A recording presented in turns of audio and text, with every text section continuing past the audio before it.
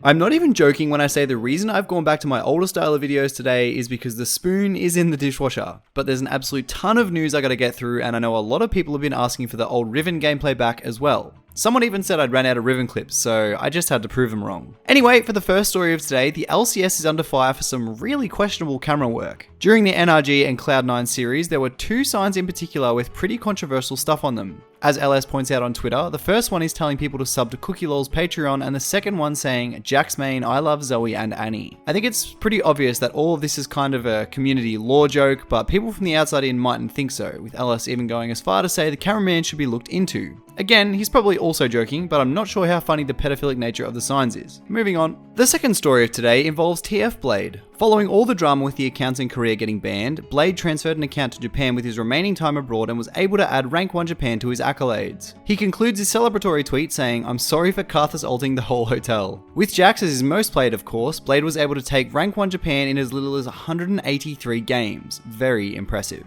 Now for the main story today, we have to look into this clip of Phreak commenting on the state of jungle. This follows the proposed jungle nerfs that are currently playing on the screen right now, but have also since been reverted. Now I knew jungle was strong, but I didn't really realize it was this strong. Phreak goes as far to even say that jungle is about 20% stronger than every other role in the game, which is just crazy. Check out the clip.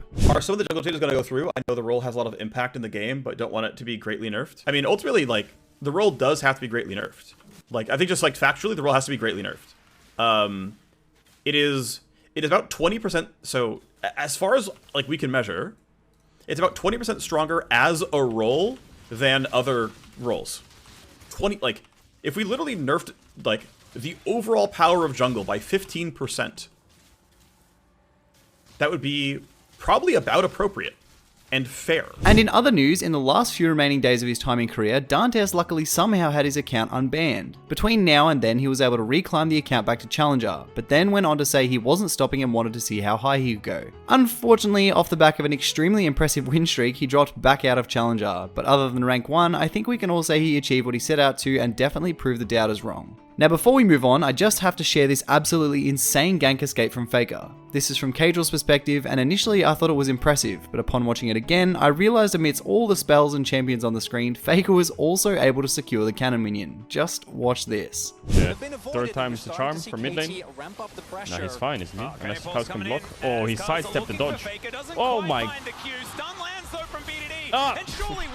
Just quickly, if you've ever learned something or been entertained by my content, be sure to subscribe. It only takes a second and you can always change your mind later. Also, we're getting extremely close to 100k, so I just want to say a massive thanks for all the support lately. It's honestly been a huge goal of mine for a long time and I couldn't do it without you guys. Anyway, a lot of the people in the community were asking where the Skarner VGU was. On top of Lexical having an answer in this huge wall of text, he basically said that Skarner is about halfway finished and they won't be doing an update poll like they normally do because the last one was done when Udyr wasn't even finished and they don't want to enter the same loop as last time. But I think it's safe to assume that even if they don't do a poll, Shyvana should be the next update. And in other news, Riot is introducing a team builder. I don't really know why this is being introduced, but on the screen is some footage from Vandereel showcasing the new feature on the PBE. The link to his video will be in the description if you want a complete rundown on what it's about. And lastly, Hackerman Hawalt is back at it again, showing in his words how to force abandon any champ select to avoid playing a game. No one gets penalized and nothing else happens for anyone. It's like it never even happened. I don't really know how he's doing this or how he even figured out how to do this, but in the video I'm showing in the background, he literally goes through 4+ lobbies in a few minutes and the game just vanishes. No lockout time penalty and no LP lost. No dialogue box explaining that the lobby had just been disbanded or anything. He even adds someone after the game and they're just as confused as I am.